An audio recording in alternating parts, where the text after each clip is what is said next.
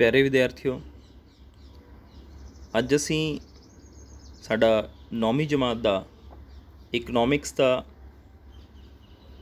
ਪਾਠ ਪਹਿਲਾ ਜਿਹੜਾ ਇੱਕ ਪਿੰਡ ਦੀ ਕਹਾਣੀ ਅਸੀਂ ਪੜ੍ਹਿਆ ਸੀਗਾ, ਉਸ ਦੇ ਵਿੱਚ ਅਸੀਂ ਬੇਸਿਕ ਕਨਸੈਪਟਸ ਜਿਹੜੇ ਇਕਨੋਮਿਕਸ ਦੇ ਆਏ ਨੇ ਉਹਨਾਂ ਦੀ ਗੱਲ ਕੀਤੀ ਸੀ। ਅਤੇ ਅੱਜ ਇਸ ਪਾਠ ਦੇ ਵਿੱਚ ਅਸੀਂ ਉਤਪਾਦਨ ਦੀਆਂ ਕਿਰਿਆਵਾਂ ਦੇ ਬਾਰੇ ਚਰਚਾ ਕਰਾਂਗੇ, ਅੱਗੇ ਪੜ੍ਹਾਂਗੇ। ਤਾਂ ਅਸੀਂ ਪਹਿਲਾਂ ਪੜ੍ਹਿਆ ਸੀਗਾ ਕਿ ਇਕਨੋਮਿਕਸ ਜਿਹੜੀ ਹੈਗੀ ਅਰਥ ਸ਼ਾਸਤਰ ਅਤੇ ਇਸ ਦੀਆਂ ਮੁੱਢਲੀਆਂ ਧਾਰਨਾਵਾਂ ਜਿਨ੍ਹਾਂ ਦਾ ਅਰਥ ਸ਼ਾਸਤਰ ਵਿੱਚ ਵਿਸ਼ੇਸ਼ ਅਰਥ ਹੁੰਦਾ, ਉਸ ਦੇ ਬਾਰੇ ਜਾਣਿਆ ਸੀ ਇਸ ਪਾਠ ਦੇ ਵਿੱਚ। ਤਾਂ ਭਾਰਤ ਦੇ ਇੱਕ ਪਿੰਡ ਦੀ ਕਾਲਪਨਿਕ ਕਹਾਣੀ ਰਾਹੀਂ ਉਤਪਾਦਨ ਦੇ ਕਾਰਕਾਂ ਦੀ ਸਹਾਇਤਾ ਨਾਲ ਪਿੰਡ ਵਿੱਚ ਕੀਤੀਆਂ ਜਾਂਦੀਆਂ ਉਤਪਾਦਨ ਗਤੀਵਿਧੀਆਂ ਬਾਰੇ ਵੀ ਅਸੀਂ ਪੜ੍ਹਿਆ ਸੀ। ਤਾਂ ਇੱਕ ਪਿੰਡ ਦੀ ਕਹਾਣੀ ਲੈ ਕੇ ਉਸ ਦੇ ਵਿੱਚ ਉਤਪਾਦਨ ਦੀਆਂ ਜਿਹੜੀਆਂ ਕਿਰਿਆਵਾਂ ਚੱਲਦੀਆਂ ਹਨ ਉਹਦੇ ਬਾਰੇ ਅਸੀਂ ਪੜ੍ਹਾਂਗੇ। ਤਾਂ ਅੱਗੇ ਅਸੀਂ ਇਸ ਪਿੰਡ ਦੀ ਕਹਾਣੀ ਦੇ ਵਿੱਚ ਰੋਜ਼ਾਨਾ ਜੀਵਨ ਵਿੱਚ ਵਰਤੀਆਂ ਜਾਣ ਵਾਲੀਆਂ ਵਸਤੂਆਂ ਜਿਹੜੀਆਂ ਸੀਗੀਆਂ ਜਾਂ ਅਰਥ ਸ਼ਾਸਤਰ ਦੀ ਜਿਹੜੀ ਪਰਿਭਾਸ਼ਾ ਸੀ। ਤਾਂ ਅਰਥ ਸ਼ਾਸਤਰ ਮਨੁੱਖੀ ਵਰਤਾਰੇ ਦਾ ਵਿਗਿਆਨ ਹੈ ਜਿਸ ਦਾ ਪ੍ਰਬੰਧ ਦੁਰਲੱਭ ਸਾਧਨਾਂ ਦਾ ਪ੍ਰਯੋਗ ਅਜਿਹੇ ਢੰਗ ਨਾਲ ਕਰਨ ਤੋਂ ਹੈ ਜਿਸ ਨਾਲ ਉਪਭੋਗਤਾ ਅਧਿਕਤਮ ਸੰਤੁਸ਼ਟੀ ਪ੍ਰਾਪਤ ਕਰ ਸਕੇ ਅਤੇ ਸਮਾਜ ਆਪਣੀ ਭਲਾਈ ਅਧਿਕਤਮ ਕਰ ਸਕੇ। ਤਾਂ ਇਕਨੋਮਿਕਸ ਦੀ ਅਸੀਂ ਡੈਫੀਨੇਸ਼ਨ ਵੀ ਇੱਥੇ ਡਿਸਕਸ ਕੀਤੀ ਸੀ। ਉਸ ਤੋਂ ਬਾਅਦ ਅਸੀਂ ਉਹ ਵਸਤੂਆਂ ਅਤੇ ਸੇਵਾਵਾਂ ਜੋ ਸਾਡੀਆਂ ਲੋੜਾਂ ਪੂਰੀਆਂ ਕਰਦੀਆਂ ਹਨ ਉਹਨਾਂ ਨੂੰ ਸਾਧਨ ਕਿਹਾ ਜਾਂਦਾ। ਤਾਂ ਸਾਧਨ ਦੀ ਵੀ ਗੱਲ ਕੀਤੀ ਸੀ। ਤਾਂ ਸਾਧਨ ਸਾਡੇ ਕੋਲ ਜਿੰਨੇ ਕੁ ਸੀਮਤ ਸਾਧਨਾਂ ਨਾਲ ਮਨੁੱਖ ਆਪਣੀਆਂ ਅਸੀਮਤ ਜ਼ਰੂਰਤਾਂ ਪੂਰੀਆਂ ਕਰਦਾ ਅਤੇ ਹਿਊਮਨ ਬਿਹੇਵੀਅਰ ਹੈ। ਇਸ ਤੋਂ ਬਾਅਦ ਅਰਥ ਸ਼ਾਸਤਰ ਦੀਆਂ ਜਿਹੜੀਆਂ ਮੁੱਢਲੀਆਂ ਧਾਰਨਾਵਾਂ ਹਨ ਉਹਦੇ 'ਚ ਅਸੀਂ ਵਸਤਾਂ ਦੇ ਬਾਰੇ ਪੜ੍ਹਿਆ ਸੀ। ਉਸ ਤੋਂ ਬਾਅਦ ਸੇਵਾਵਾਂ ਦੇ ਬਾਰੇ ਪੜ੍ਹਿਆ ਸੀਗਾ ਕਿ ਵਸਤੂਆਂ ਦੇ ਉਲਟ ਸੇਵਾਵਾਂ ਵਿੱਚ ਭੌਤਿਕਤਾ ਜਿਹੜੀ ਹੈਗੀ ਉਹ ਨਹੀਂ ਹੁੰਦੀ। ਸੇਵਾਵਾਂ ਤੋਂ ਬਾਅਦ ਅਸੀਂ ਜਿਹੜਾ ਹੈਗਾ ਉਪਯੋਗਤਾ ਦੀ ਗੱਲ ਕੀਤੀ ਸੀ। ਉਪਯੋਗਤਾ ਤੋਂ ਬਾਅਦ ਅਸੀਂ ਪ੍ਰਾਈਸਿਸ ਜਾਂ ਕੀਮਤ ਦੀ ਗੱਲ ਕੀਤੀ ਸੀ। ਤਾਂ ਕੀਮਤ ਜਿਹੜੀ ਹੈਗੀ ਹੈ ਉਹਦੇ ਬਾਰੇ ਚਰਚਾ ਕੀਤੀ ਸੀ। ਅੱਗੇ ਅਸੀਂ ਧਨ ਦੀ ਗੱਲ ਕੀਤੀ। ਧਨ ਬਾਰੇ ਪੜ੍ਹਿਆ ਕਿ ਅਜਿਹੀਆਂ ਸਾਰੀਆਂ ਵਸਤੂਆਂ ਅਤੇ ਸੇਵਾਵਾਂ ਜਿਨ੍ਹਾਂ ਦੀ ਉਪਯੋਗਤਾ ਨੂੰ ਮਾਣਨ ਲਈ ਅਸੀਂ ਕੀਮਤ ਦਿੰਦੇ ਹਾਂ ਉਸ ਨੂੰ ਧਨ ਕਿਹਾ ਜਾਂਦਾ ਹੈ। ਧਨ ਤੋਂ ਬਾਅਦ ਅਸੀਂ ਮੁਦਰਾ ਬਾਰੇ ਪੜ੍ਹਿਆ ਸੀ ਕਿ ਮੁਦਰਾ ਸਰਕਾਰ ਵੱਲੋਂ ਪ੍ਰਮਾਣਿਤ ਉਸ ਵਸਤੂ ਨੂੰ ਕਿਹਾ ਜਾਂਦਾ ਹੈ ਜਿਸ ਨੂੰ ਵਟਾਂਦਰੇ ਦੇ ਮਾਧਿਅਮ ਦੇ ਰੂਪ ਵਿੱਚ ਪ੍ਰਯੋਗ ਕੀਤਾ ਜਾਂਦਾ। ਜਿਵੇਂ ਭਾਰਤ ਦੇ ਵਿੱਚ ਰੁਪਈਆ ਮੁਦਰਾ ਹੈ। ਤਾਂ ਮੁਦਰਾ ਦੀਆਂ ਵਿਸ਼ੇਸ਼ਤਾਵਾਂ ਦੇ ਬਾਰੇ ਵੀ ਅਸੀਂ ਪੜ੍ਹਿਆ ਸੀਗਾ। ਉਸ ਤੋਂ ਬਾਅਦ ਮੰਗ ਡਿਮਾਂਡ ਦੀ ਗੱਲ ਕੀਤੀ ਸੀ। ਜਿੱਦਾਂ ਅਗਰ ਇੱਕ ਵਿਅਕਤੀ 1 ਰੁਪਈਆ ਪ੍ਰਤੀ ਚਾਕਲੇਟ ਦੀ ਕੀਮਤ 'ਤੇ 5 ਚਾਕਲੇਟ ਖਰੀਦਣ ਲਈ ਤਿਆਰ ਹੁੰਦਾ ਤਾਂ ਮੰਗ ਜਿਹੜੀ ਹੈਗੀ ਉਹ 5 ਚਾਕਲੇਟ ਹੈ। ਅੱਗੇ ਅਸੀਂ ਸਪਲਾਈ ਦੀ ਗੱਲ ਕੀਤੀ ਸੀ, ਪੂਰਤੀ ਜਿਹਨੂੰ ਕਹਿੰਦੇ ਹਾਂ। ਉਸ ਤੋਂ ਬਾਅਦ ਅਸੀਂ ਬਾਜ਼ਾਰ ਦੀ ਗੱਲ ਕੀਤੀ ਸੀ ਜਿਹਨੂੰ ਮੰਡੀ ਵੀ ਜਾਂ ਮਾਰਕੀਟ ਕਿਹਾ ਜਾਂਦਾ। ਮਾਰਕੀਟ ਤੋਂ ਬਾਅਦ ਅਸੀਂ ਕੋਸਟ ਦੀ ਗੱਲ ਕੀਤੀ ਸੀ, ਲਾਗਤ ਦੀ ਗੱਲ ਕੀਤੀ ਸੀ। ਤਾਂ ਕੋਸਟ ਦੇ ਵਿੱਚ ਅਸੀਂ ਉਤਪਾਦਕ ਨੂੰ ਵਸਤੂਆਂ ਦੇ ਉਤਪਾਦਨ ਤੋਂ ਲੈ ਕੇ ਉਹਨਾਂ ਨੂੰ ਬਾਜ਼ਾਰ 'ਚ ਵੇਚਣ ਤੱਕ ਦੇ ਜਿਹੜੇ ਖਰਚੇ ਆਉਂਦੇ ਆ ਤਾਂ ਉਹਨਾਂ ਨੂੰ ਕੋਸਟ ਦੇ ਰੂਪ ਵਿੱਚ ਲਿਆ ਜਾਂਦਾ। ਅੱਗੇ ਅਸੀਂ ਇਨਕਮ ਦੀ ਗੱਲ ਕੀਤੀ ਸੀ ਅਤੇ ਅੱਗੇ ਆਰਥਿਕ ਅਤੇ ਅਣਆਰਥਿਕ ਜਿਹੜੀਆਂ ਕਿਰਿਆਵਾਂ ਹਨ, ਇਕਨੋਮਿਕ ਐਕਟੀਵਿਟੀਜ਼ ਅਤੇ ਅਣਆਰਥਿਕ ਕਿਰਿਆਵਾਂ ਪੜ੍ਹੀਆਂ ਸੀਗੀਆਂ। ਤਾਂ ਅੱਜ ਅਸੀਂ ਉਤਪਾਦਨ ਦੇ ਬਾਰੇ ਗੱਲ ਕਰਾਂਗੇ। ਤਾਂ ਵਿਦਿਆਰਥੀਓ ਕਹਿੰਦਾ ਮੁੱਢਲੀਆਂ ਧਾਰਨਾਵਾਂ ਜਾਣਨ ਤੋਂ ਬਾਅਦ ਅਸੀਂ ਹੁਣ ਉਤਪਾਦਨ ਜਿਹੜਾ ਹੈਗਾ ਇੱਕ ਮੁੱਖ ਆਰਥਿਕ ਜਿਹੜੀ ਕਿਰਿਆ ਹੈ ਉਸ ਦੇ ਬਾਰੇ ਅਸੀਂ ਪੜ੍ਹਾਂਗੇ। ਤਾਂ ਉਤਪਾਦਨ ਉਹ ਆਰਥਿਕ ਕਿਰਿਆ ਹੈ ਜਿਸ ਦੇ ਰਾਹੀਂ ਵਸਤੂਆਂ ਅਤੇ ਸੇਵਾਵਾਂ ਦੀ ਉਪਯੋਗਤਾ ਜਾਂ ਮੁੱਲ ਵਿੱਚ ਵਾਧਾ ਕੀਤਾ ਜਾਂਦਾ। ਤਾਂ ਉਤਪਾਦਨ ਉਹ ਆਰਥਿਕ ਕਿਰਿਆ ਹੈ ਜਿਸ ਦੇ ਰਾਹੀਂ ਵਸਤੂਆਂ ਅਤੇ ਸੇਵਾਵਾਂ ਦੀ ਉਪਯੋਗਤਾ ਜਾਂ ਮੁੱਲ ਜਿਹੜਾ ਹੈਗਾ ਉਸ ਦੇ ਵਿੱਚ ਵਾਧਾ ਕੀਤਾ ਜਾਂਦਾ। ਉਤਪਾਦਨ ਦਾ ਮੁੱਖ ਉਦੇਸ਼ ਅਜਿਹੀਆਂ ਵਸਤੂਆਂ ਅਤੇ ਸੇਵਾਵਾਂ ਦਾ ਉਤਪਾਦਨ ਕਰਨਾ ਹੁੰਦਾ ਜਿਨ੍ਹਾਂ ਦੀ ਸਾਨੂੰ ਜ਼ਰੂਰਤ ਹੁੰਦੀ ਹੈ। ਅਸੀਂ ਅਗਰ ਉਦਾਹਰਨ ਲਈਏ ਤਾਂ ਇੱਕ ਤਰਖਾਣ ਲੱਕੜੀ ਤੋਂ ਵੱਖ-ਵੱਖ ਚੀਜ਼ਾਂ ਬਣਾਉਂਦਾ। ਜਿਵੇਂ ਇੱਕ ਤਰਖਾਣ ਲੱਕੜੀ ਤੋਂ ਕੁਰਸੀਆਂ ਬਣਾਉਂਦਾ, ਤਰਖਾਣ ਲੱਕੜੀ ਤੋਂ ਮੇਜ਼ ਬਣਾਉਂਦਾ, ਤਰਖਾਣ ਲੱਕੜੀ ਤੋਂ ਹੋਰ ਘਰੇਲੂ ਵਰਤੋਂ ਦੀਆਂ ਚੀਜ਼ਾਂ ਸੋਫੇ ਸੈੱਟ ਵਗੈਰਾ ਬੈੱਡ ਬਣਾਉਂਦਾ ਹੈ। ਅਤੇ ਇਹ ਉਤਪਾਦਨ ਦੀ ਕਿਰਿਆ ਹੈ। ਇਸੇ ਤਰ੍ਹਾਂ ਘੁਮਿਆਰ ਮਿੱਟੀ ਤੋਂ ਭਾਂਡੇ ਬਣਾਉਂਦਾ ਹੈ। ਤਾਂ ਮਿੱਟੀ ਨੂੰ ਚੇਂਜ ਕਰਕੇ ਉਹਦੇ ਬਰਤਨ ਬਣਾ ਦਿੰਦਾ ਉਹ। ਲੋਹਾਰ ਲੋਹੇ ਦੇ ਔਜ਼ਾਰ ਬਣਾਉਂਦਾ ਹੈ। ਇਸੇ ਤਰ੍ਹਾਂ ਹਲਵਾਈ ਜਿਹੜਾ ਹੈਗਾ ਉਹ ਦੁੱਧ, ਮੈਦੇ, ਵੇਸਣ ਤੋਂ ਕਈ ਪ੍ਰਕਾਰ ਦੀਆਂ ਮਠਿਆਈਆਂ ਤਿਆਰ ਕਰਦਾ ਹੈ। ਤਾਂ ਇਹਨਾਂ ਕਿਰਿਆਵਾਂ ਦੇ ਵਿੱਚ ਜਿਹੜੀਆਂ ਚੀਜ਼ਾਂ ਵਰਤੀਆਂ ਗਈਆਂ, ਜਿਵੇਂ ਕੁਰਸੀ ਔਰ ਮੇਜ਼ ਬਣਾਉਣ ਦੇ ਵਿੱਚ ਲੱਕੜ ਦੀ ਵਰਤੋਂ ਹੋਈ, ਭਾਂਡੇ ਬਣਾਉਣ ਦੇ ਵਿੱਚ ਮਿੱਟੀ ਦੀ ਵਰਤੋਂ ਹੋਈ, ਲੋਹੇ ਦੀ ਵਰਤੋਂ ਹੋਈ ਔਜ਼ਾਰ ਬਣਾਉਣ 'ਚ। ਇਸੇ ਤਰ੍ਹਾਂ ਹਲਵਾਈ ਨੇ ਦੁੱਧ, ਮੈਦੇ, ਵੇਸਣ ਤੋਂ ਕਈ ਪ੍ਰਕਾਰ ਦੀਆਂ ਮਿਠਾਈਆਂ ਬਣਾਈਆਂ, ਤਾਂ ਦੁੱਧ ਦੀ ਵਰਤੋਂ ਹੋਈ, ਮੈਦੇ ਦੀ ਵਰਤੋਂ ਹੋਈ, ਵੇਸਣ ਦੀ ਹੋਈ। ਤਾਂ ਇਹਨਾਂ ਵਸਤੂਆਂ ਦੀ ਉਪਯੋਗਤਾ ਅਤੇ ਕੀਮਤ ਵਿੱਚ ਵਾਧਾ ਹੋਇਆ। ਜਦੋਂ ਇਹ ਵਸਤੂਆਂ ਵਰਤੀਆਂ ਗਈਆਂ ਤਾਂ ਇਹਨਾਂ ਦੀ ਕੀਮਤ ਦੇ ਵਿੱਚ ਵਾਧਾ ਹੋਇਆ, ਤਾਂ ਇਹ ਸਾਰੀ ਕਿਰਿਆ ਨੂੰ ਉਤਪਾਦਨ ਕਿਹਾ ਜਾਂਦਾ। ਤਾਂ ਉਤਪਾਦਨ ਉਹ ਆਰਥਿਕ ਕਿਰਿਆ ਹੈ ਜਿਸ ਦੇ ਰਾਹੀਂ ਵਸਤੂਆਂ ਅਤੇ ਸੇਵਾਵਾਂ ਦੀ ਉਪਯੋਗਤਾ ਜਾਂ ਮੁੱਲ ਵਿੱਚ ਵਾਧਾ ਕੀਤਾ ਜਾਂਦਾ ਹੈ। ਤਾਂ ਉਤਪਾਦਨ ਦਾ ਮੁੱਖ ਉਦੇਸ਼ ਅਜਿਹੀਆਂ ਵਸਤਾਂ ਅਤੇ ਸੇਵਾਵਾਂ ਉਤਪਾਦਨ ਕਰਨਾ ਹੈ ਜਿਨ੍ਹਾਂ ਦੀ ਸਾਨੂੰ ਜ਼ਰੂਰਤ ਹੁੰਦੀ ਹੈ, ਜਿਨ੍ਹਾਂ ਦੀ ਸਾਨੂੰ ਲੋੜ ਹੁੰਦੀ ਹੈ। ਅਸੀਂ ਦੇਖਿਆ ਕਿ ਉਦਾਹਰਨ ਦੇ ਤੌਰ 'ਤੇ ਤਰਖਾਣ ਲੱਕੜੀ ਤੋਂ ਮੇਜ਼ ਬਣਾਉਂਦਾ ਹੈ, ਕੁਰਸੀ ਸੋਫਾ ਸੈੱਟ ਬਣਾਉਂਦਾ ਹੈ। ਇਸੇ ਤਰ੍ਹਾਂ ਘੁਮਿਆਰ ਮਿੱਟੀ ਤੋਂ ਭਾਂਡੇ ਬਣਾਉਂਦਾ ਹੈ, ਲੋਹਾਰ ਲੋਹੇ ਦੇ ਔਜ਼ਾਰ ਬਣਾਉਂਦਾ ਹੈ, ਹਲਵਾਈ ਦੁੱਧ, ਮੈਦੇ, ਵੇਸਣ ਤੋਂ ਕਈ ਪ੍ਰਕਾਰ ਦੀਆਂ ਮਠਿਆਈਆਂ ਤਿਆਰ ਕਰਦਾ ਹੈ। ਤਾਂ ਇਹਨਾਂ ਕਿਰਿਆਵਾਂ ਦੇ ਵਿੱਚ ਲੱਕੜ ਦੀ, ਮਿੱਟੀ ਦੀ, ਲੋਹੇ ਦੀ, ਦੁੱਧ, ਮੈਦਾ, ਵੇਸਣ ਦੀ ਆਦਿ ਦੀਆਂ ਜਿਹੜੀਆਂ ਵਸਤੂਆਂ ਦੀ ਉਪਯੋਗਤਾ ਅਤੇ ਕੀਮਤ ਵਿੱਚ ਵਾਧਾ ਹੋਇਆ, ਤਾਂ ਇਹ ਸਾਰੀ ਕਿਰਿਆ ਨੂੰ ਉਤਪਾਦਨ ਕਿਹਾ ਜਾਂਦਾ ਹੈ। ਤਾਂ ਉਤਪਾਦਨ ਦੇ ਸਾਧਨ ਦੀ ਅਸੀਂ ਗੱਲ ਕਰਦੇ ਹਾਂ ਤਾਂ ਵਸਤੂਆਂ ਦੇ ਉਤਪਾਦਨ ਦੇ ਲਈ 4 ਉਤਪਾਦਨ ਦੇ ਕਾਰਕਨ ਜਾਂ ਸਾਧਨ ਦੀ ਲੋੜ ਹੁੰਦੀ ਹੈ, ਜਿਸ ਦੇ ਵਿੱਚ ਭੂਮੀ ਆ ਗਿਆ ਸਭ ਤੋਂ ਪਹਿਲਾਂ, ਉਸ ਤੋਂ ਬਾਅਦ ਪੂੰਜੀ ਆ ਗਿਆ ਅਤੇ ਉੱਦਮੀ ਆ ਗਿਆ। ਤਾਂ ਵਸਤੂਆਂ ਦੇ ਉਤਪਾਦਨ ਲਈ 4 ਉਤਪਾਦਕ ਕਾਰਕਾਂ ਦੀ ਜ਼ਰੂਰਤ ਹੁੰਦੀ ਹੈ, ਸਾਧਨਾਂ ਦੀ ਲੋੜ ਹੁੰਦੀ ਹੈ। ਭੂਮੀ, ਕਿਰਤ, ਪੂੰਜੀ ਅਤੇ ਉੱਦਮੀ। ਇਹ 4 ਵੱਡੇ ਕਾਰਕ ਹਨ, ਭੂਮੀ, ਕਿਰਤ, ਪੂੰਜੀ ਅਤੇ ਉੱਦਮੀ। ਤਾਂ ਭੂਮੀ ਇੱਕ ਕੁਦਰਤੀ ਸਾਧਨ ਹੈ ਅਤੇ ਕਿਰਤ ਮਨੁੱਖੀ ਸਾਧਨ ਹੈ। ਪੂੰਜੀ ਅਜਿਹਾ ਸਾਧਨ ਹੈ ਜੋ ਭੂਮੀ ਅਤੇ ਕਿਰਤ ਦੇ ਮਿਸ਼ਰਣ ਦਾ ਨਤੀਜਾ ਹੈ। ਤਾਂ ਭੂਮੀ ਪਰਮਾਤਮਾ ਦੁਆਰਾ ਪ੍ਰਦਾਨ ਕੀਤਾ ਗਿਆ ਇੱਕ ਕੁਦਰਤੀ ਸਾਧਨ ਹੈ। ਕਿਰਤ ਇੱਕ ਮਨੁੱਖੀ ਸਾਧਨ ਹੈ, ਮਨੁੱਖ ਕਿਰਤ ਕਰਦਾ, ਮਿਹਨਤ ਕਰਦਾ। ਪੂੰਜੀ ਅਜਿਹਾ ਸਾਧਨ ਹੈ ਜਿਹੜਾ ਕਿ ਭੂਮੀ ਅਤੇ ਕਿਰਤ ਦੇ ਮਿਸ਼ਰਣ ਦਾ ਨਤੀਜਾ ਹੈ। ਉੱਦਮੀ ਉਹ ਮਨੁੱਖੀ ਸਾਧਨ ਹੈ ਜੋ ਬਾਕੀ ਸਾਧਨਾਂ ਨੂੰ ਇਕੱਠਾ ਕਰਕੇ ਉਤਪਾਦਨ ਕਰਨ ਦਾ ਜੋਖਮ ਉਠਾਉਂਦਾ ਹੈ, ਉੱਦਮ ਕਰਦਾ ਹੈ, ਤਾਂ ਜੋਖਮ ਉਠਾਉਂਦਾ ਹੈ। ਤਾਂ ਵਸਤੂਆਂ ਦੇ ਉਤਪਾਦਨ ਦੇ ਲਈ 4 ਉਤਪਾਦਨ ਕਾਰਕਾਂ ਜਾਂ ਸਾਧਨਾਂ ਦੀ ਲੋੜ ਹੁੰਦੀ ਹੈ, ਜਿਸ ਦੇ ਵਿੱਚ 4 ਕਿਹੜੇ ਨੇ ਉਹ? ਹਾਂਜੀ, ਭੂਮੀ, ਕਿਰਤ, ਪੂੰਜੀ ਅਤੇ ਉੱਦਮੀ। ਤਾਂ ਭੂਮੀ ਕੁਦਰਤੀ ਸਾਧਨ ਹੈ, ਕਿਰਤ ਮਨੁੱਖੀ ਸਾਧਨ ਹੈ, ਪੂੰਜੀ ਅਜਿਹਾ ਸਾਧਨ ਹੈ ਜੋ ਭੂਮੀ ਅਤੇ ਕਿਰਤ ਦੇ ਮਿਸ਼ਰਣ ਦਾ ਨਤੀਜਾ ਹੈ। ਉੱਦਮੀ ਉਹ ਮਨੁੱਖੀ ਸਾਧਨ ਹੈ ਜਿਹੜਾ ਕਿ ਬਾਕੀ ਸਾਧਨਾਂ ਨੂੰ ਇਕੱਠਾ ਕਰਕੇ ਉਤਪਾਦਨ ਕਰਨ ਦਾ ਜੋਖਮ ਉਠਾਉਂਦਾ ਹੈ। ਤਾਂ ਪਿਆਰੇ ਵਿਦਿਆਰਥੀਓ, ਅਸੀਂ ਇਹਨਾਂ ਉਤਪਾਦਨ ਦੇ ਸਾਧਨਾਂ ਨੂੰ ਭਾਰਤ ਦੇ ਇੱਕ ਪਿੰਡ ਦੀ ਕਾਲਪਨਿਕ ਕਹਾਣੀ ਲੈ ਕੇ ਉਹਦੇ 'ਤੇ ਅਸੀਂ ਉਹਦੇ ਵਿੱਚ ਪੜ੍ਹਾਂਗੇ। ਤਾਂ ਇਹ ਜਿਹੜਾ ਪਿੰਡ ਦੀ ਅਸੀਂ ਕਾਲਪਨਿਕ ਕਹਾਣੀ ਲੈ ਰਹੇ ਹਾਂ, ਤਾਂ ਇਹ ਪਿੰਡ ਜਿਹੜਾ ਹੈਗਾ ਪੰਜਾਬ ਦੇ ਵਿੱਚ ਸਥਿਤ ਹੈ। ਤਾਂ ਉਤਪਾਦਨ ਦੇ ਸਾਧਨ ਆ ਗਏ। ਇੱਕ ਪਿੰਡ ਦੀ ਕਾਲਪਨਿਕ ਕਹਾਣੀ ਜਿਹੜੀ ਲੈ ਰਹੇ ਹਾਂ, ਤਾਂ ਇਹ ਪਿੰਡ ਪੰਜਾਬ 'ਚ ਸਥਿਤ ਹੈ, ਜਿਹੜੇ ਕਿ ਆਲੇ ਦੁਆਲੇ ਦੇ ਪਿੰਡਾਂ ਦੇ ਨਾਲ ਅਤੇ ਕਸਬਿਆਂ ਦੇ ਨਾਲ ਭਲੀ ਭਾਂਤੀ ਛੋਟੀਆਂ ਸੜਕਾਂ ਰਾਹੀਂ ਜੁੜਿਆ ਹੋਇਆ। ਤਾਂ ਪੰਜਾਬ ਦਾ ਇਹ ਪਿੰਡ ਛੋਟੀਆਂ ਸੜਕਾਂ ਰਾਹੀਂ ਆਲੇ ਦੁਆਲੇ ਦੇ ਪਿੰਡਾਂ ਅਤੇ ਕਸਬਿਆਂ ਦੇ ਨਾਲ ਜੁੜਿਆ ਹੋਇਆ। ਤਾਂ ਇਹਨਾਂ ਸੜਕਾਂ 'ਤੇ ਬੈਲ ਗੱਡੀਆਂ, ਤੂੜੀ ਅਤੇ ਗੰਨਿਆਂ ਨਾਲ ਲੱਦੇ ਟਰੈਕਟਰ, ਟਰਾਲੀਆਂ ਅਤੇ ਸਮੇਤ ਹਰ ਤਰ੍ਹਾਂ ਦੇ ਵਾਹਨ, ਜਿਵੇਂ ਬੱਸਾਂ ਹੋ ਗਈਆਂ, ਕਾਰਾਂ ਹੋ ਗਈਆਂ, ਮੋਟਰਸਾਈਕਲ ਆਦਿ ਇੱਥੇ ਦੇਖੇ ਜਾ ਸਕਦੇ ਨੇ।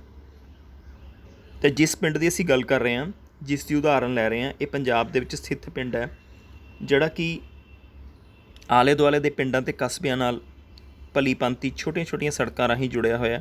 ਇਹਨਾਂ ਸੜਕਾਂ 'ਤੇ ਬੈਲ ਗੱਡੀਆਂ, ਤੂੜੀ ਅਤੇ ਗੰਨਿਆਂ ਨਾਲ ਲੱਦੇ ਟਰੈਕਟਰ, ਟਰਾਲੀਆਂ ਸਮੇਤ ਹਰ ਤਰ੍ਹਾਂ ਦੇ ਵਾਹਨ, ਜਿਵੇਂ ਕਿ ਬੱਸਾਂ, ਕਾਰਾਂ, ਮੋਟਰਸਾਈਕਲ ਆਦਿ ਇੱਥੇ ਦੇਖੇ ਜਾ ਸਕਦੇ ਹਨ।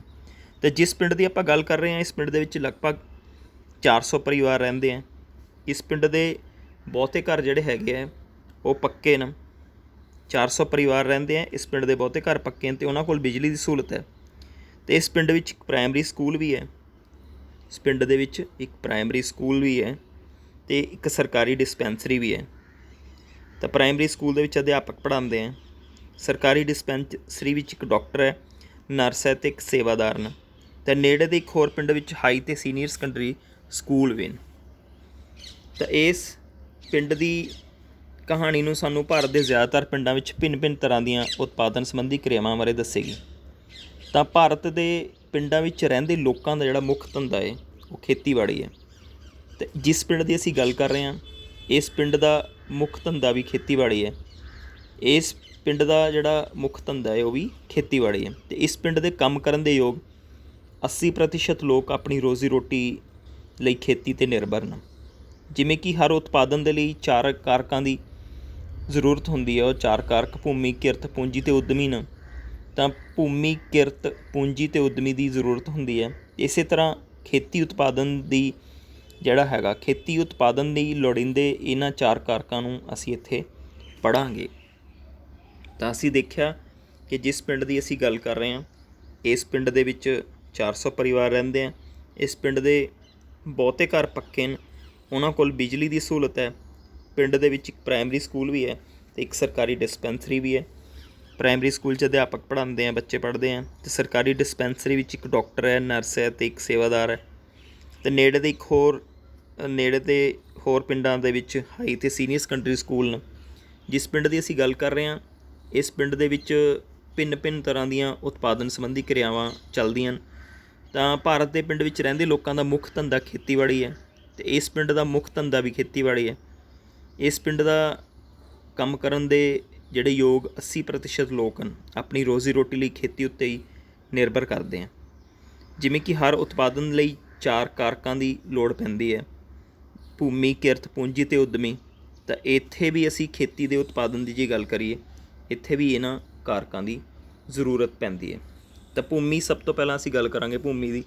ਤਾਂ ਖੇਤੀਯੋਗ ਭੂਮੀ ਖੇਤੀ ਉਤਪਾਦਨ ਦਾ ਮੁੱਖ ਸਾਧਨ ਹੈ ਅਤੇ ਇਹ ਕੁਦਰਤ ਦੀ ਦੇਣ ਹੈ। ਕੁਦਰਤ ਨੇ ਮਨੁੱਖ ਨੂੰ ਭੂਮੀ ਦਿੱਤੀ ਹੈ। ਤਾਂ ਪਿੰਡ ਵਿੱਚ ਭੂਮੀ ਦਾ ਖੇਤਰ ਸੀਮਤ ਅਤੇ ਨਿਸ਼ਚਿਤ ਹੈ। ਖੇਤੀ ਦਾ ਜਿਹੜਾ ਖੇਤਰ ਹੈ ਉਹ ਲਿਮਟਡ ਹੈ ਅਤੇ ਨਿਸ਼ਚਿਤ ਹੈ ਉਹ, ਪਰ ਜਨਸੰਖਿਆ ਹਰ ਸਾਲ ਵੱਧ ਰਹੀ ਹੈ। ਤਾਂ ਖੇਤੀਯੋਗ ਭੂਮੀ ਨੂੰ ਵਧਾਇਆ ਨਹੀਂ ਜਾ ਸਕਦਾ, ਕਿਉਂਕਿ ਪਿੰਡ ਦੇ ਨਾਲ ਲੱਗਦੀ ਜਿਹੜੀ ਜ਼ਮੀਨ ਹੈ ਉਹ ਗੁਆਂਢੀ ਪਿੰਡਾਂ ਦੀ ਹੈ। ਹਾਲਾਂਕਿ ਭੂਮੀ ਸਥਿਰ ਹੈ, ਇਸ ਦੇ ਵੱਖ-ਵੱਖ ਹਿੱਸਿਆਂ ਦੀ ਉਪਜਾਊ ਸ਼ਕਤੀ ਵੱਖੋ ਵੱਖਰੀ ਹੈ। ਤਾਂ ਭੂਮੀ ਦੀਆਂ ਵਿਸ਼ੇਸ਼ਤਾਵਾਂ ਕੀ ਹੈ? ਤਾਂ ਭੂਮੀ ਕੁਦਰਤ ਵੱਲੋਂ ਦਿੱਤੀ ਹੋਈ ਇੱਕ ਅਣਮੁੱਲੀ ਸੌਗਾਤ ਹੈ। ਤਾਂ ਭੂਮੀ ਦੀ ਪੂਰਤੀ ਸੀਮਤ ਹੈ, ਭੂਮੀ ਸਥਿਰ ਹੈ, ਇਹਨੂੰ ਕਿਤੇ ਨਹੀਂ ਲਿਜਾਇਆ ਜਾ ਸਕਦਾ।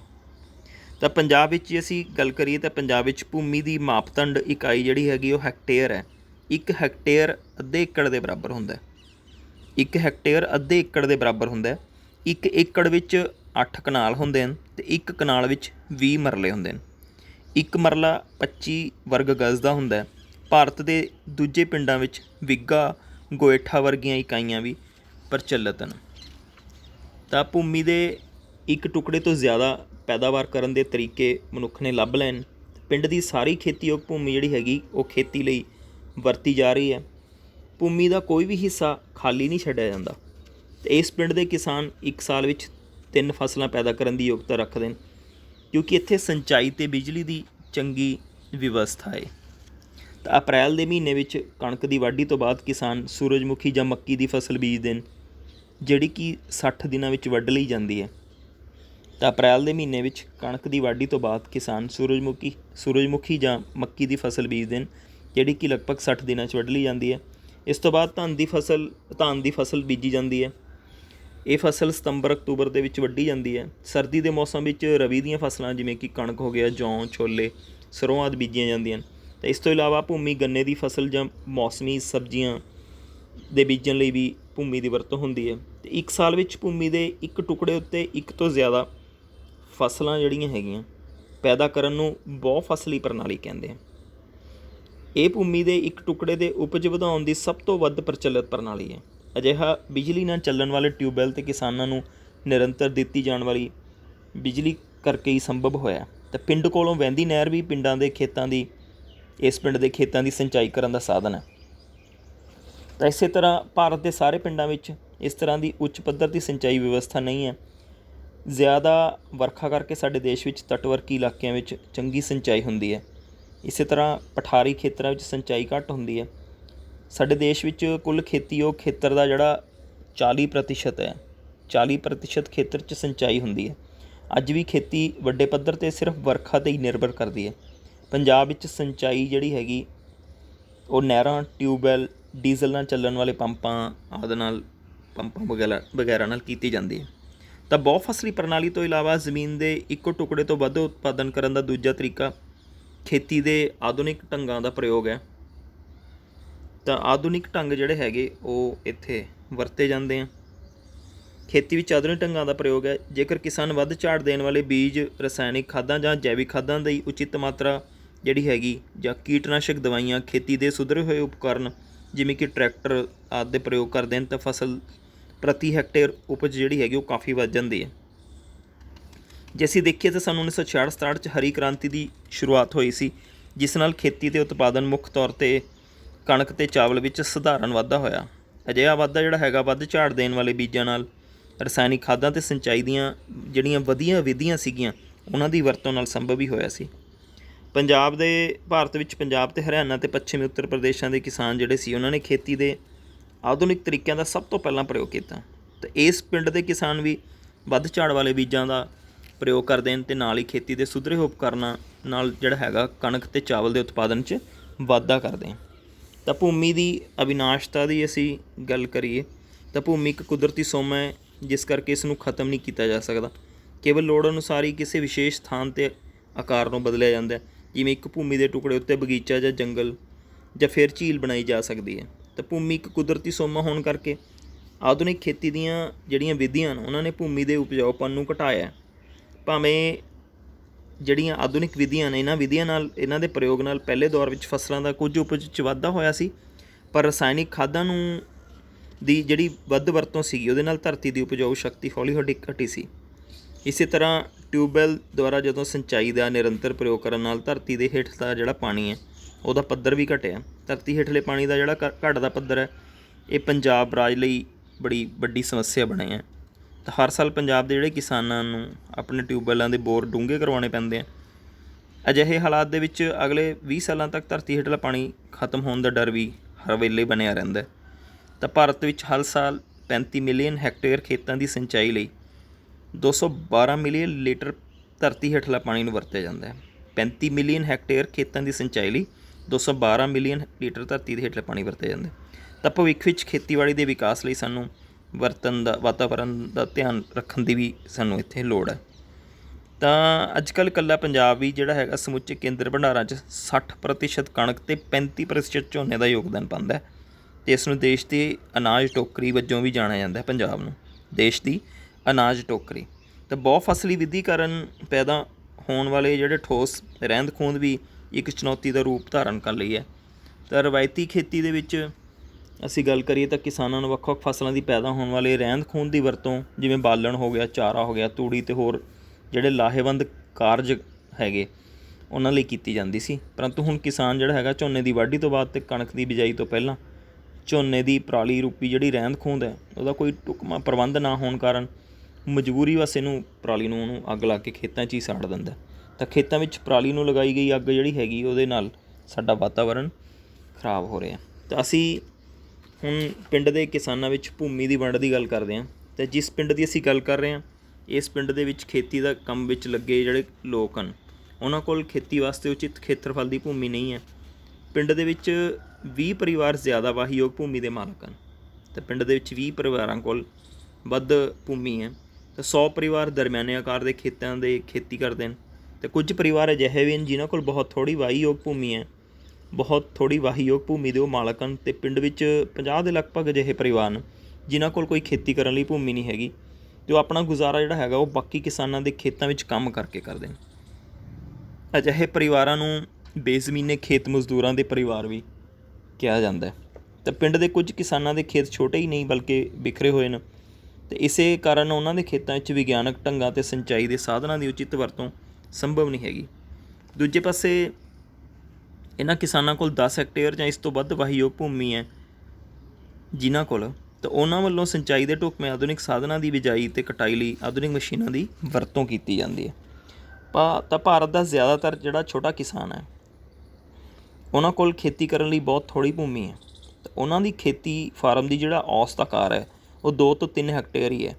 ਪੰਜਾਬ ਵਿੱਚ ਔਸਤ ਅਗਰ ਦੇਖੀਏ ਤਾਂ ਪੰਜਾਬ ਵਿੱਚ ਔਸਤ ਖੇਤੀ ਜੋਤਾ ਜਿਹੜਾ ਹੈਗਾ ਉਹ 3 ਹੈਕਟੇਅਰ ਹੈ। ਭਾਰਤ ਵਿੱਚ ਲਗਭਗ 70% ਖੇਤੀ ਫਾਰਮ ਜਿਹੜੇ ਹੈਗੇ ਉਹ 2 ਹੈਕਟੇਅਰ ਤੋਂ ਵੀ ਘੱਟ ਆਕਾਰ ਦੇ ਨੇ। ਜਦੋਂ ਕਿ ਅਗਰ ਅਮਰੀਕਾ ਦੀ ਗੱਲ ਕਰੀਏ ਤਾਂ ਅਮਰੀਕਾ ਵਿੱਚ ਔਸਤ ਖੇਤੀ ਜੋਤਾ ਜਿਹੜਾ ਹੈਗਾ ਉਹ 122 ਹੈਕਟੇਅਰ ਹੈ। ਤਾਂ ਖੇਤੀ ਫਾਰਮਾਂ ਦੇ ਛੋਟੇ ਆਕਾਰ ਦੇ ਕਾਰਨ ਖੇਤੀ ਦੇ ਆਧੁਨਿਕ ਢੰਗਾਂ ਦਾ ਉਪਯੋਗ ਕਰਨਾ ਸੰਭਵ ਨਹੀਂ ਰਹਿੰਦਾ। ਤਾਂ ਭੂਮੀ ਦੀ ਸਥਿਰਤਾ ਦੇ ਕਾਰਨ ਛੋਟੇ ਕਿਸਾਨ ਛੋਟੇ ਹਿੱਸਿਆਂ 'ਚ ਬਿਖਰੀ ਹੋਈ ਆਪਣੀ ਭੂਮੀ ਜਿਹੜੀ ਹੈਗੀ ਉਹਨੂੰ ਇਕੱਠਾ ਕਰਨ 'ਚ ਅਸਮਰਥ ਹਨ। ਭੂਮੀ ਆਪਣੇ ਆਪ 'ਚ ਕੁਝ ਪੈਦਾ ਨਹੀਂ ਕਰ ਸਕਦੀ। ਵੱਖ-ਵੱਖ ਤਰ੍ਹਾਂ ਦੀਆਂ ਪੂੰਜੀ ਹੋ ਗਿਆ, ਮਨੁੱਖੀ ਕਿਰਤ ਅਤੇ ਭੂਮੀ ਨਾਲ ਇਹਨਾਂ ਨੂੰ ਮਿਸ਼ਰਤ ਕਰਨ ਦੇ ਵਿੱਚ ਪੈਦਾਵਾਰ ਵਧਾਈ ਜਾ ਸਕਦੀ ਹੈ।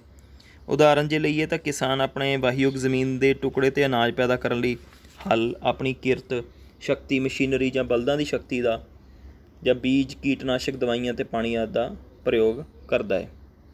ਤਾਂ ਇਹ ਸੀ ਗੱਲ ਭੂਮੀ ਦੀ। ਤਾਂ ਅੱਗੇ ਅਸੀਂ ਹੁਣ ਗੱਲ ਕਰਾਂਗੇ ਕਿਰਤ ਦੀ, ਜਿਹੜਾ ਦੂਜਾ ਵੱਡਾ ਕਾਰਕ ਹੈ ਕਿਰਤ। ਅਤੇ ਲੇਬਰ ਇਹਨੂੰ ਕਹਿੰਦੇ ਹਾਂ। ਤਾਂ ਕਿਰਤ ਜਿਹੜਾ ਹੈਗਾ ਉਤਪਾਦਨ ਦਾ ਇੱਕ ਕਿਰਿਆਸ਼ੀਲ ਕਾਰਕ ਹੈ। ਅਤੇ ਇਸ ਦੇ ਬਾਰੇ ਚਰਚਾ ਕਰਾਂਗੇ ਆਪਾਂ। ਆਮ ਤੌਰ 'ਤੇ ਕਿਰਤ ਦਾ ਅਰਥ ਜਿਵੇਂ ਕਿਸੇ ਵੀ ਸਰੀਰਕ ਅਤੇ ਮਾਨਸਿਕ ਕੰਮ ਤੋਂ ਹੁੰਦਾ ਜਿਹੜਾ ਕਿਸੇ ਉਦੇਸ਼ ਵਾਸਤੇ ਕੀਤਾ ਜਾਂਦਾ। ਪਰ ਅਰਥ ਸ਼ਾਸਤਰ ਵਿੱਚ ਕਿਰਤ ਦਾ ਅਰਥ ਜਿਹੜਾ ਹੈਗਾ ਮਨੁੱਖ ਦੇ ਉਹ ਸਾਰੇ ਉਪਰਾਲੇ, ਭਾਵੇਂ ਸਰੀਰਕ ਹੋਣ ਭਾਵੇਂ ਮਾਨਸਿਕ ਹੋਣ। ਤਾਂ ਮਨੁੱਖ ਦੇ ਉਹਨਾਂ ਅਰਥ ਸ਼ਾਸਤਰ ਦੇ ਵਿੱਚ ਕਿਰਤ ਦਾ ਜਿਹੜਾ ਅਰਥ ਹੈ ਤਾਂ ਮਨੁੱਖ ਦੇ ਉਹਨਾਂ ਸਾਰੇ ਉਪਰਾਲਿਆਂ ਸਰੀਰਕ ਅਤੇ ਮਾਨਸਿਕ ਤੋਂ ਹੈ ਜਿਹੜਾ ਕਿ ਧਨ ਪ੍ਰਾਪਤੀ ਲਈ ਕੀਤੇ ਜਾਂਦੇ ਨੇ। ਜੇਕਰ ਕੋਈ ਵਿਦਿਆਰਥੀ ਆਪਣੀ ਖੁਸ਼ੀ ਲਈ ਕੋਈ ਖੇਡ ਖੇਡਦਾ ਜਾਂ ਮਾਂ ਪਿਆਰ ਦੇ ਨਾਲ ਆਪਣੇ ਬੱਚੇ ਦੀ ਦੇਖਭਾਲ ਕਰਦੀ ਹੈ ਤਾਂ ਇਹ ਕਿਰਿਆ ਕਿਰਤ ਨਹੀਂ ਮੰਨੀ ਜਾਵੇਗੀ, ਕਿਉਂਕਿ ਉਹਨਾਂ ਨੇ ਇਸ ਕੰਮ ਦੇ ਪੈਸੇ ਕਮਾਉਣ ਦੇ ਉਦੇਸ਼ ਨਾਲ ਉਹਨੂੰ ਨਹੀਂ ਕੀਤਾ।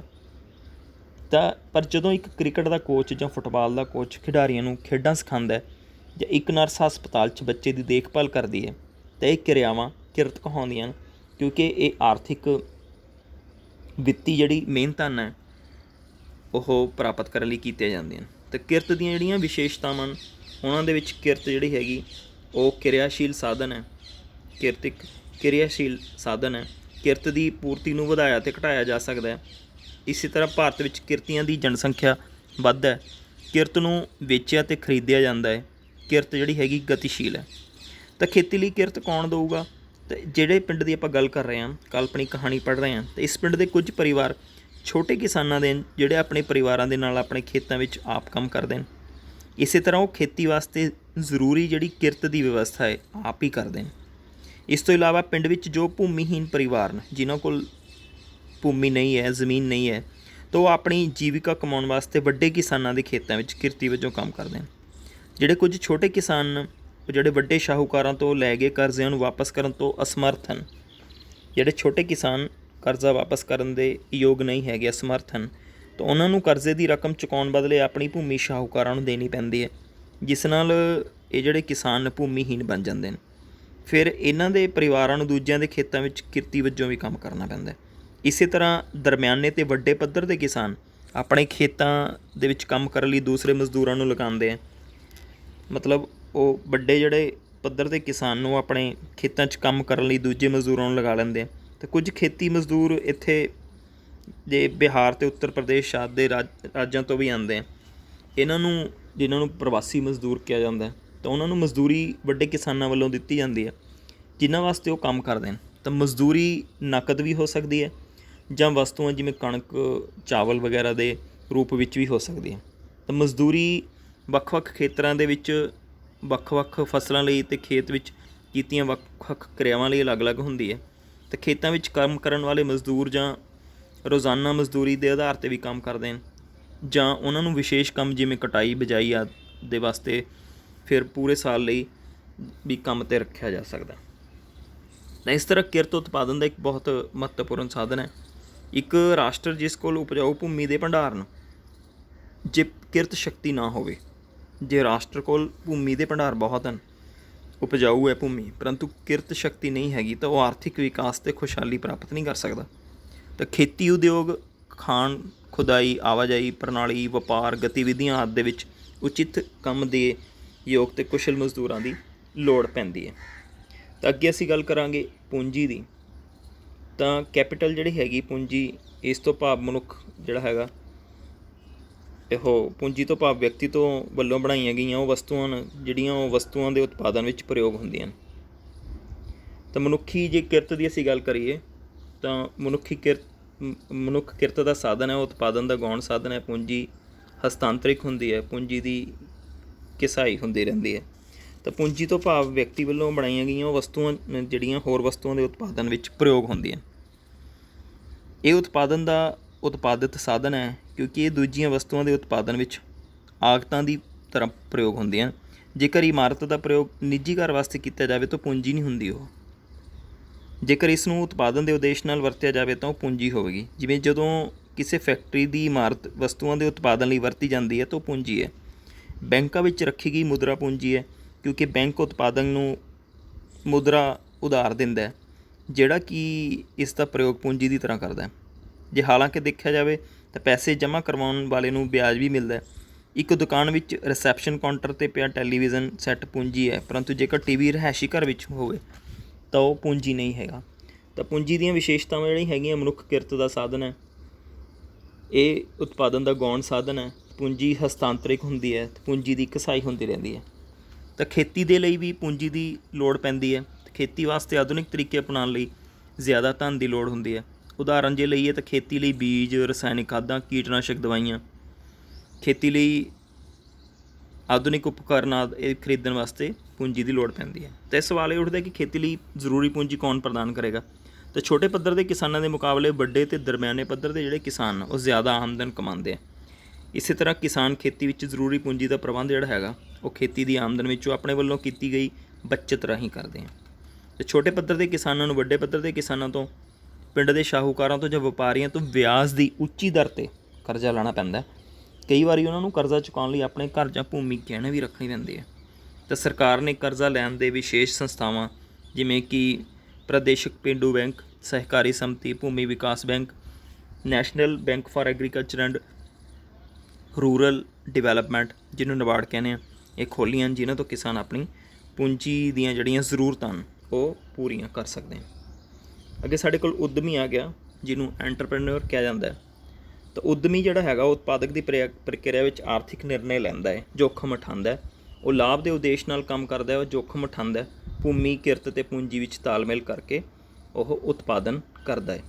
ਤਾਂ ਖੇਤੀ ਦੇ ਉਤਪਾਦਨ ਜਿਹੜੇ ਹੋ ਗਏ, ਉਤਪਾਦਾਂ ਦਾ ਮੰਡੀਕਰਨ ਕੀਤਾ ਜਾਂਦਾ ਹੈ। ਤਾਂ ਮੰਡੀਕਰਨ ਤੋਂ ਬਾਅਦ ਇਹ ਖੇਤੀ ਦੇ ਸਹਾਇਕ ਅਤੇ ਗੈਰ ਖੇਤੀ ਕਿਰਿਆਵਾਂ ਦੇ ਵਿੱਚ ਵੀ ਆ ਗਿਆ। ਖੇਤੀ ਤੋਂ ਇਲਾਵਾ ਇਸ ਪਿੰਡ ਦੇ ਵਿੱਚ ਗੈਰ ਸਹਾਇਕ ਖੇਤੀ ਕਿਰਿਆਵਾਂ ਵੀ ਹੁੰਦੀਆਂ, ਜਿਹਦੇ ਵਿੱਚ ਪੋਲਟਰੀ ਫਾਰਮਿੰਗ ਆ ਗਈ। ਇਸੇ ਤਰ੍ਹਾਂ ਕੋਈ ਸ਼ੌਪਕੀਪਰ ਆ ਗਿਆ, ਤਾਂ ਉਹ ਸ਼ੌਪਕੀਪਰ ਜਿਹੜਾ ਹੈਗਾ ਉਹ ਗੈਰ ਸਹਾਇਕ ਕਿਰਿਆਵਾਂ ਕਰਦਾ ਹੈ। ਤਾਂ ਇਹ ਸੀ ਸਾਡਾ ਪਾਠ, ਇੱਕ ਪਿੰਡ ਦੀ ਕਹਾਣੀ, ਜਿਸ ਦੀ ਅਸੀਂ ਕਾਲਪਨਿਕ ਕਹਾਣੀ ਲੈ ਕੇ ਤਾਂ ਪਿੰਡ ਦੇ ਵਿੱਚ ਹੋਣ ਵਾਲੀਆਂ ਵੱਖ-ਵੱਖ ਕਿਰਿਆਵਾਂ ਜਿਹੜੀਆਂ ਹੈਗੀਆਂ ਉਹਦੇ ਬਾਰੇ ਚਰਚਾ ਕੀਤੀ।